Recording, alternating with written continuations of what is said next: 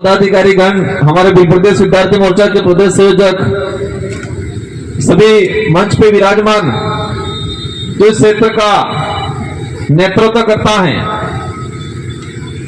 आप सब इन सब पे आशा लगा के बैठे हो कि इस क्षेत्र का, इस समाज का आने वाले भविष्य का कुछ अच्छा करेंगे। इन सारे नेतृत्वकर्ताओं को मेरी ओर से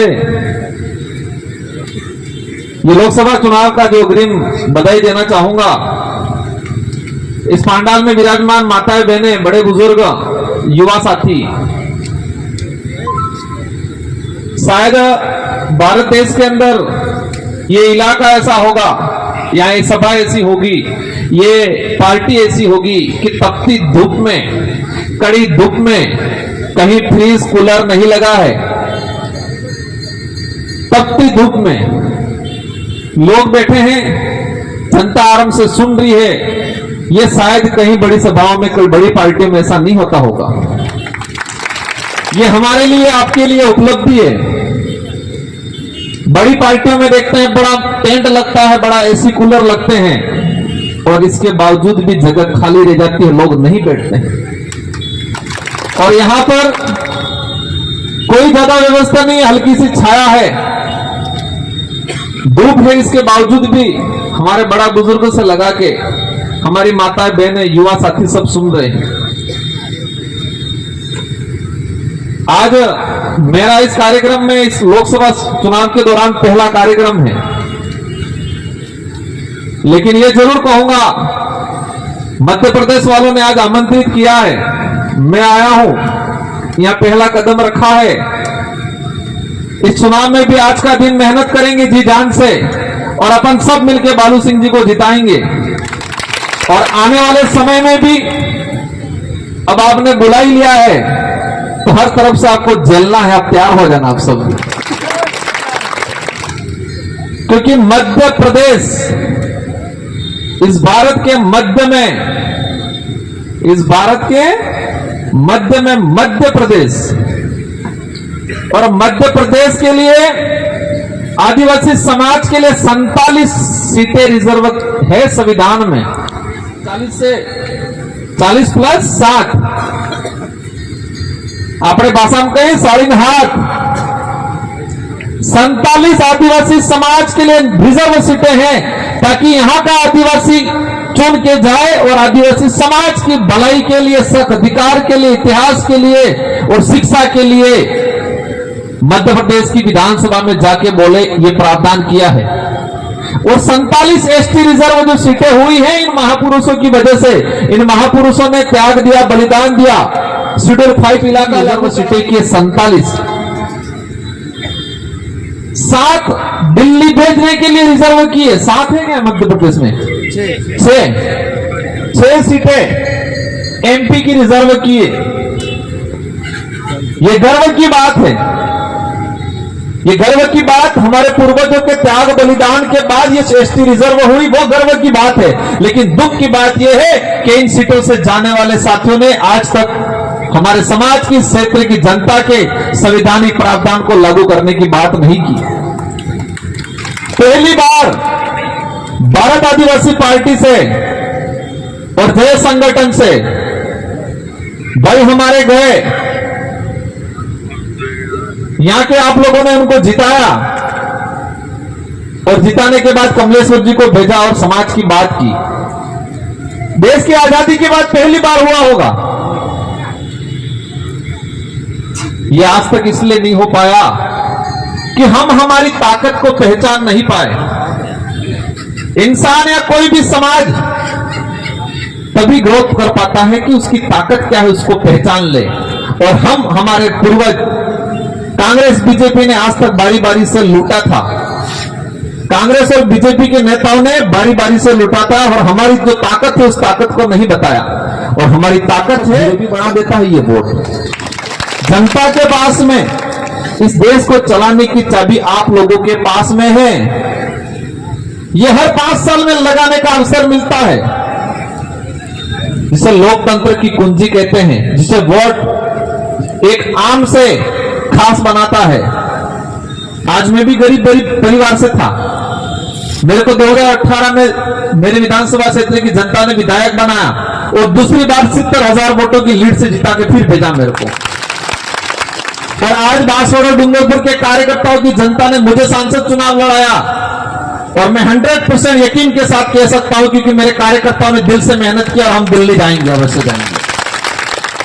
तो मैं कोई ताकतवर नहीं हूं, मैं कोई ताकतवर बनने के बाद जनता की भावना के अनुरूप मैंने काम किया, इसलिए मुझे दोबारा बनाया जनता ने। और नहीं करता तो मेरे को घर पे बिठा देती कि नहीं बिठाती। तो ताकत किसके पास है? आप लोगों के पास है, कांतिलाल जी के पास नहीं है ताकत। उधर वो खड़े हुए क्या नाम है भाजपा से, अनीता मैडम के पास नहीं है ताकत।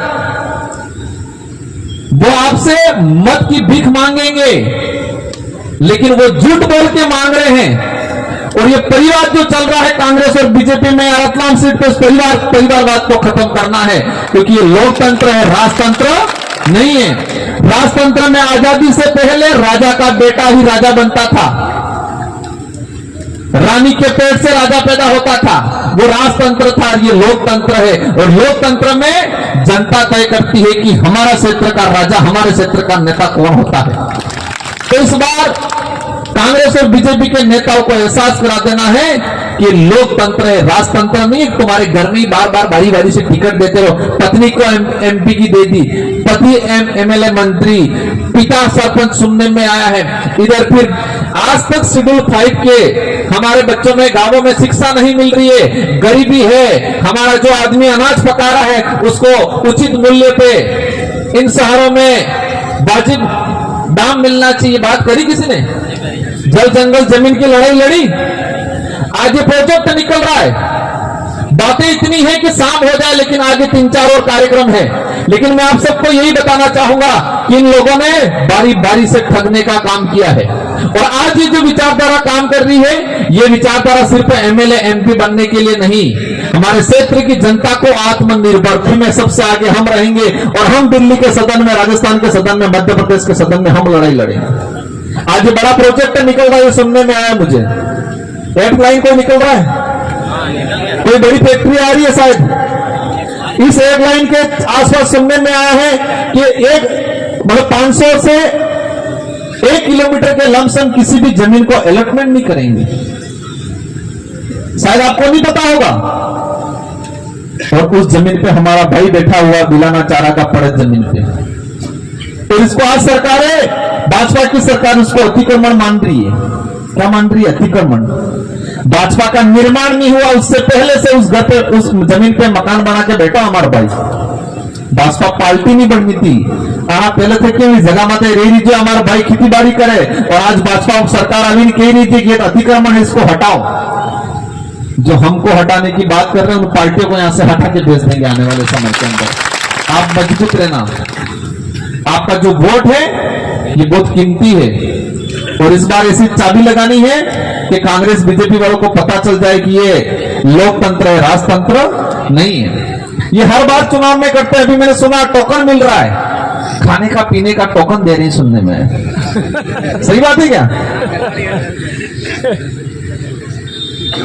इस पर मैं ज्यादा नहीं कहना चाहूंगा, लेकिन एक इतिहास का किस्सा सुनाना चाहूंगा। भीमराव अम्बेडकर को सब जानते हैं। संविधान निर्माण करने का काम किया इस आदमी ने। इस देश की गरीब जनता, एसटी एससी ओबीसी के लिए, आदिवासियों के लिए, दलित के लिए, ओबीसी के लिए, गरीबों के लिए प्रावधान किया बेस्ट उस आदमी ने। लेकिन ये पहला चुनाव जो लड़े, जिस सीट से लड़े थे ये बंबई के पास में, और उस सीट पे 80% आदिवासी, एससी और गरीब आदमी रहता था। जिस आदमी ने इस देश को बढ़िया संविधान दिया, जिस आदमी ने लोकतांत्रिक व्यवस्था दी, जिस आदमी ने गरीब आदिवासी एससी को वोट का अधिकार दिया, और उसी आदमी को पहला चुनाव हारना पड़ा। पहला चुनाव हारना पड़ा। जिस सीट पे 80-85% आदिवासी एससी गरीब रहता था, और जिस आदमी ने जिस समाज के लिए, जिस लोगों के लिए भला किया, और उन लोगों ने उसको पहला चुनाव हराया। क्यों हराया? वो कि जिस लोगों को अधिकार दिया था उस आदमी ने, उन लोगों को यह नहीं पता था कि ये अधिकार है, ये हमारा हथियार है, ये नहीं पता था। उनको लगा ये वोट तो फ्री में देने का, फ्री में देने का, खाने में देने का है। और उस समय उनको हार झेलनी पड़ी। सेकंड चुनाव फिर पश्चिम बंगाल की तरफ जाके चुनाव लड़े और जीते।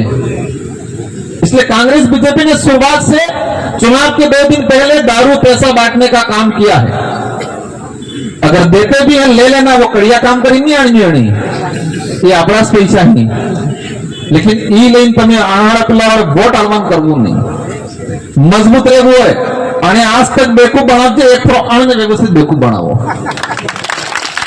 અમાર બાસવાડા ડુંગરપુર में व्यवस्थित रगड़ो काढ़ी नाखो। मोदी जी आगे थे नहीं समझू है, मोदी जी आए थे नहीं जमा मामला, बांसवाड़ा डूंगरपुर वाले में कि व्यवस्थित रगड़ो काढ़ी नाखो। सत्ता भूत पलित बलित हो सब हमारे मध्य प्रदेश बॉर्डर पर मिल ली थी।